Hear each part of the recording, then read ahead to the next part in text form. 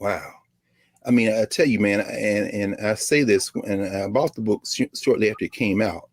And as I said before we started talking for the recording, I teach a class at Howard Law School, and I just carried the book into class with me. I'm like, do y'all understand how closely Clarence Thomas's ideas, his upbringing and formation mirror that of so many Black people in this country? And there's virtually nothing that I'm aware of that approaches Thomas's judicial philosophy, his politics, through the lens that you do. In fact, you say, what is it, that Clarence Thomas's life and work somehow is the story of the last half century of American politics, including our many defeats, some of our triumphs, but ultimately kind of traces it out. And finally, as someone who is a, probably would be characterized as a Black nationalist, certainly a Black internationalist, and you write that he doesn't really have much interest in Black internationalism.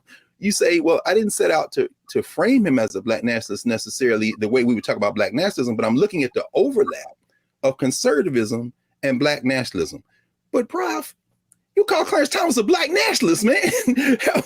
help us understand that. Well, it starts with who he was as a younger man. And I can get into much more detail about that, as the show goes on. But for his formative political years, he was a Black nationalist.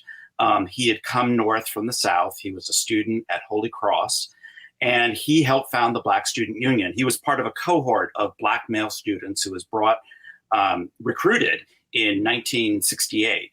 And he helped form the Black Student Union, as I said, and they had a manifesto that he was the secretary treasurer. And if you look at the principles of that manifesto and the principles by which these guys acted, and they were guys because it was still an all-male college, they were very much in concert with a lot of the Black nationalist tenets of the late 1960s and the early 1970s. Very hostile to certain kind of integrationist ideas, very much in favor of Black separatism, very much uplift the race kind of philosophy, and they saw themselves as, and Thomas in particular saw himself as a race man, as very much believing that the fate of Black people depended upon Black men.